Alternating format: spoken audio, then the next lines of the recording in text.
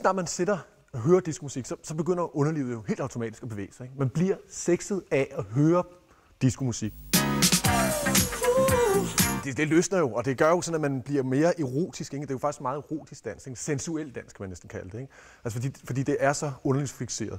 Altså det handler jo om, at underlivet skal være længere frem end hagen. Ikke? Altså det er jo ikke den der, hvor man ligesom har... Altså den er jo... Ikke? Altså den skal jo, det er det her, der er fokus på. Ikke? Så den er jo helt fremme her. Ikke? Disco er jo leg, det er jo sjov, det er humor, det handler om at smile, det handler om at glæde, det handler om at få hele den der løslukkenhed frem. I forhold til discoens udspring, så var det en meget kropslig og meget sensuel og seksuel genre. Altså det handlede om at danse, det handlede om at være frigjort og at være i hele den her periode, hvor at man ikke var bange for AIDS, og man var ikke bange for at overføre kønssygdomme, og hey, der var fri abort, og nu kunne vi bare give den gas. Ladies, I'm so glad to greet ya. Now the fun begins. Det her, det er jo klassikeren. Altså, den sætter sig jo, altså, man er jo allerede sådan, den sætter sig jo fuldstændig sådan, man kan slet ikke være med. Den kører bare i underlivet, ikke? Så bevæger den sig op igennem kroppen, ikke? Selve beatet, det ligger bare der, ikke? Det er jo meget kropslig fornemmelse af det her musik, ikke? Skuldrene kommer med, ikke? Og det hele, det bevæger sig bare rundt, den her disco-musik, sådan, ikke? Man får sådan helt, og så det hele tiden bygger op, ikke? Og så er beatet jo så enkelt, ikke? Så man kan jo virkelig bruge sine arme og krop på alle mulige måder. Det er jo ikke en avanceret dans. Der står ikke noget avanceret i kropslivet der. Men det sætter sig bare i det. Man bliver bare sexet af musikken. Ikke? Jeg vil gerne vise, at jeg er lækker. Og jeg tør at vise, at jeg er lækker. Og det er der jo i dansen.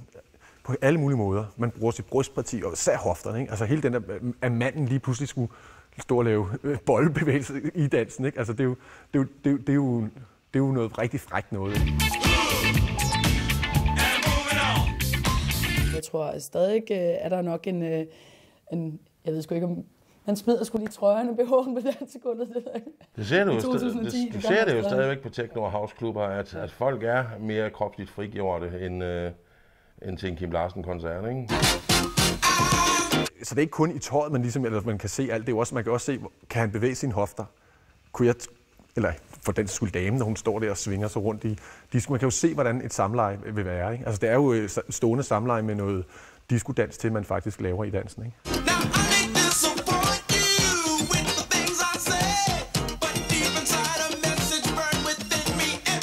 Det sprudler. Det giver energi, det giver glæde. Smil. Den dans, vi har i dag, når man sådan går ud og ser unge mennesker i dag danse, når de danser technodans eller house eller hvad det hedder, så står man jo alle sammen i samme retning og kigger, og så har man sådan dansefingeren, så står de alle sammen sådan her og ser meget sure ud og peger op på en DJ, sådan der, ikke? Og man har jo faktisk ikke kontakt til hinanden. Altså, hvor diskodansen, det er jo en kontakt til hinanden, hvor man flirter, hvor man bruger hele kroppen, og man kigger på hinanden. Man optræder for hinanden. Man er sammen om det. Det discoen gør i forhold til hvad kan man sige, til hippiernes seksuelle revolution, det er, at de måske lige pornoficerer den lidt, eller jeg ved ikke om de får i hvert fald en eller anden form for æstetik ind i det, og får en seksualitet, som måske er knap så naturlig, men som er mere iscenesat. Det er jo ikke skide erotisk at stå sådan her, vel? Altså i forhold til sådan stå og dyrke sin krop og vise sin krop sådan, se her, prøv at se, hvor lækker jeg er, ikke? Prøv at se, hvad jeg kan med mine hofter, ikke? Jeg kan lave hofteskub her, ikke? Hvad, baby? Kunne du tænke dig at komme med far hjem i sengen her, hva'? Der kunne vi godt lige få lidt disco ind på dansegulven igen. Når der er sådan nogle diskolamper og glimmer, det skinner, og selve musikken spiller, og folk de står på den der meget sensuelle måde danser, så løfter hele stemningen sig. Så hele gulvet, hele salen, hele diskoteket bliver jo meget mere erotisk og stemningsfuldt. Ikke? Jamen, det er jo en varm lyd, discoen har taget til sig. Ikke? Altså og nu er det et ord, jeg hader, men organisk. Men det er jo en varm og Det er en varm, sensuel, organisk lyd, som kommer, og for det meste. Altså, der er jo selvfølgelig også disco-retninger, som gør det modsatte. Men ja, jeg synes, at lyden er sexet. Og enhver kan jo ligesom regne ud, at det er mere sexet at stå og vrikke med røven, end det er at stå og headbang. Altså, den behøver man ikke tænke særlig langt, vel? Altså, hvis du designer musik til, at det går i kroppen, jamen så har det selvfølgelig en indflydelse på din seksualitet. Men man er for meget, ikke? Det handler om sådan at sende ting ud i lokalet, sende det over, lige for øje på. Nej, der er det, og der er det, og der er det, og du. Hvad skal pigerne så gøre?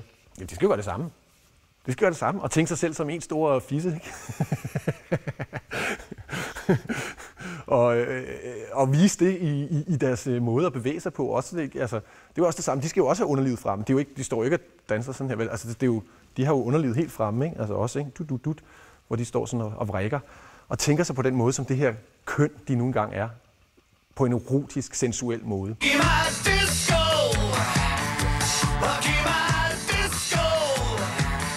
Vi elsker jo i virkeligheden at kigge på en smuk, erotisk kvinde, eller for kvinders vedkommende en mand, der virkelig tør at stå og sige, jeg har noget til dig. Ikke? Altså, og den der studeren af kroppen, som der er jo disco, er det stramme tøj, er den pulserende musik, som der får kroppen til at bevæge sig på erotiske måder, jamen det tænder os.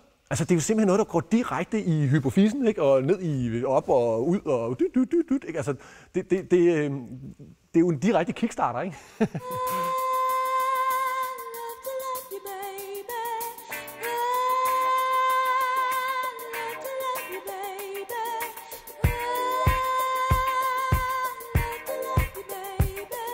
Love to Love You Baby er jo altså en lang orgasme. Hun stønner jo simpelthen fra start til slut, ikke? Hvor det altså kun handler om sex, og det handler kun om at gøre det. Der er meget mere energi, og der er meget mere sådan, man udveksler glædesting imellem hinanden. Stel disco.